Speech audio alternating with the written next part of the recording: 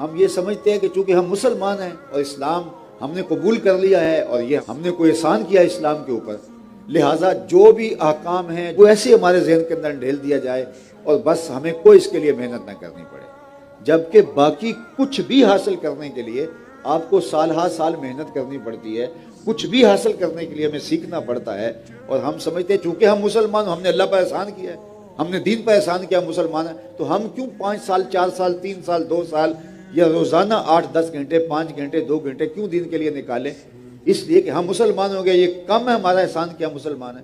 لہٰذا ہمارا جو بھی مسئلہ ہمیں حل ہونا چاہیے اس کا جواب ہمیں اندر سے آ جانا چاہیے، تو یہ ایسے نہیں ہوتا ہے۔ آج ہم اپنے مسائل کی بات تو کرتے ہیں، ہم میں سے کتنے لوگ ہیں جنہوں نے پورا قرآن مجید صرف ضروری توضیح کے ساتھ جنہوں نے قرآن مجید مکمل پڑھا ہے؟ دوسرا سوال میں آپ سے کرنا چاہتا ہوں، ہم میں کتنے لوگ ہیں جنہوں نے حضور علیہ السلام کی سیرت کی کوئی ایک کتاب مکمل پڑھی ہے؟ تو شاید بہت سارے لوگوں کا جواب جو ہے وہ نفی میں ہوگا، جبکہ ہم اگر کوئی کسی دیگر موضوع پہ کام کرتے ہیں اس عنوان سے ہم بہت زیادہ مطالعہ کرتے ہیں، کاروبار کرتے ہیں تو اس کا تجربہ بھی کرتے ہیں اور اس کے بارے میں ہم پڑھتے بھی ہیں، تب بھی وہ کامیاب تاجر بن سکتا ہے۔ ایک وکیل اگر بنتا ہے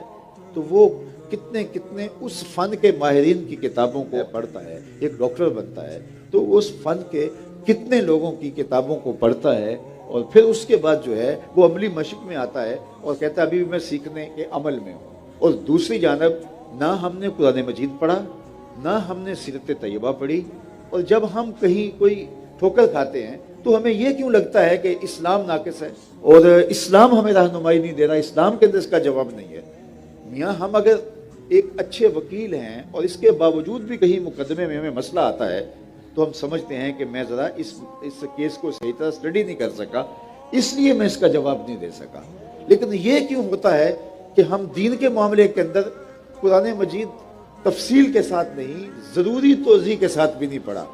حضور کی سیرت کی سینکڑوں کتابیں موجود ہیں، کوئی ایک کتاب بھی ہم نے بالاستیاب نہیں پڑھی اور اس کی عملی پریکٹس بھی نہیں ہم نے کی ہے، اور پھر ایک سوال آتا ہے کہیں سے اٹھ کے اور ہمارے پاس اس کا جواب نہیں ہوتا تو ہم سمجھتے ہیں کہ شاید دین کے پاس اس کا جواب نہیں ہے۔ تو ایسا نہیں ہے، دین کامل اکمل اور مکمل ہے، تو اس کے لیے سب سے پہلے اس دین کا جو حقیقی تعلیمات ہیں، اس کی جو تھیوری ہے وہ قرآن کی شکل میں غیر متبدل موجود ہے، ہر شے اس کتاب میں موجود ہے۔ بلکہ حضرت عبداللہ ابن عباس رضی اللہ تعالیٰ عنہ تو فرمایا کرتے تھے کہ قرآن اتنا جامع ہے کہ اگر میری اونٹنی کی رسی بھی گم ہو جائے تو میں قرآن کو کھولوں گا تو مجھے وہ بھی وہاں سے مل جائے گی۔